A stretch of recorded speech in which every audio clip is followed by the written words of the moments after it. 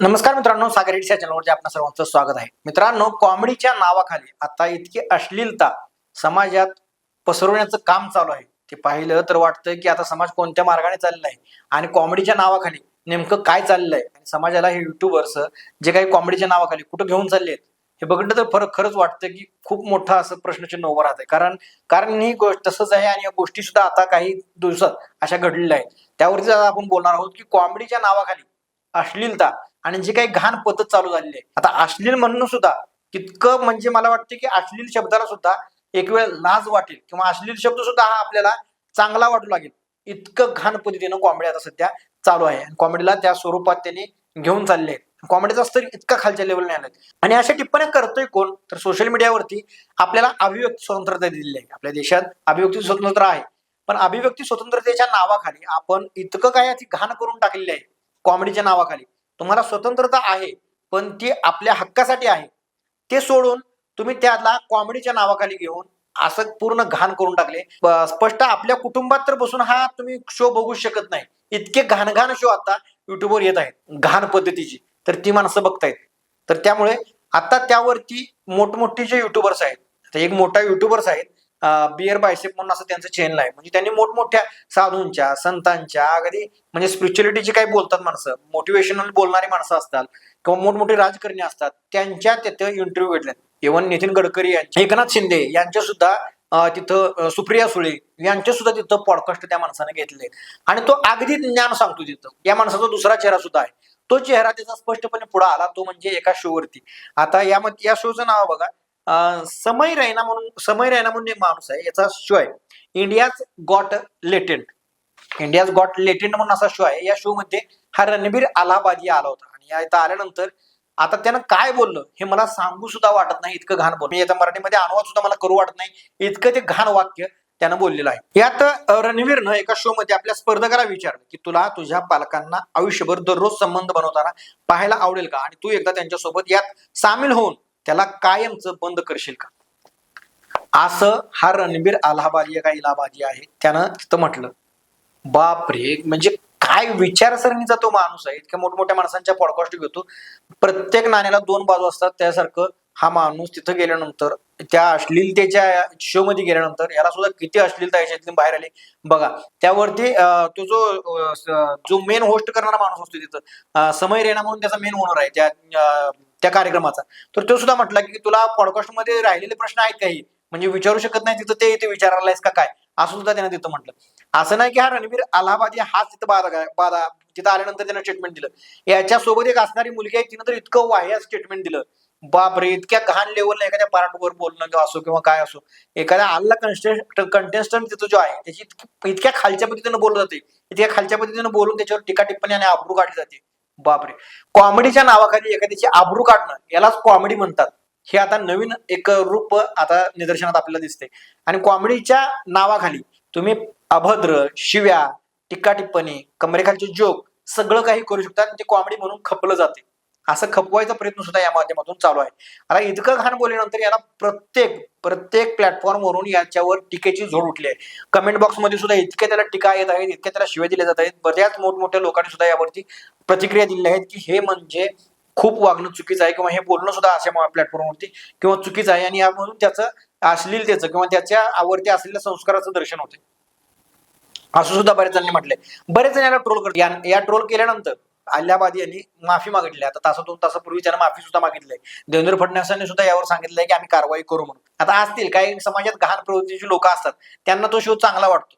बऱ्याच लोक आहेत जे म्हणतात ना, आता काय एक नवीन प्रकार आलाय जेनझी टाईप मुलं म्हणून, त्यांना चांगला वाटतो कारण त्यांना ते असंच पाहिजे. शिव्या देणं म्हणजे जीवन, घाण बोलणं म्हणजे जीवन, सुसंस्कारित नसणं हेच जीवन आणि हे म्हणजे लय चांगलं असं वाटतं.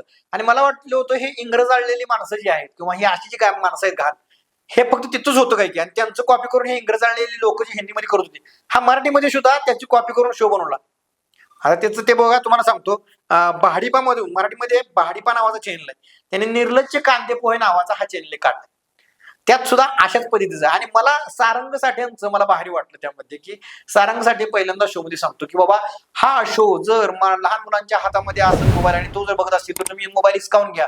आम्ही तुम्हाला उघड उघड सांगतो की हा शो लहान मुलांसाठी नाही आणि हा शो कुटुंबात बघण्यासारखा सुद्धा नाही, तुम्ही वैयक्तिक बघू शकता. अजून अरे लाज वाटायला पाहिजे यार, तुला लाज वाटायला पाहिजे, बोलायला लाज वाटायला पाहिजे, तुमची जिभा झळायला पाहिजे. तुम्ही कंटेंटच्या नावाखाली, तुम्ही कॉमेडीच्या नावाखाली तुम्ही काय द्यायला लागलाय समाजाला, आणि तुम्ही आणि यांना एक वेगळाच पॅटर्न राबवायचा. भले ह्यांच्यासाठी जे व्ह्यूज असतील, यांच्यासाठी जो कंटेंट असेल, पण समाजाला तुम्ही कुठे नेताय ह्याच्यावरती विचार करणं गरजेचं आहे. प्रत्येक माणसात एक तसा बालिशपणा किंवा तसा अश्लीलता असते, पण तुम्ही ती उघडपणे इतके मांडताय आणि इतक्या घाण पद्धतीनं. इतकं घाण नसते कोणी, मी तरी नाही बघितलं इतकं घाण. आई बापावरनी बोलणं असो किंवा त्या एखाद्या पार्टवरती एखाद्या वैयक्तिक एखाद्या माणसाची इतकी टिप्पणी खालच्या पद्धतीने करणं असो, बाप खरंच मला मला तो शो बघताना मला कसं तरी वाटते की कसं शो बघते.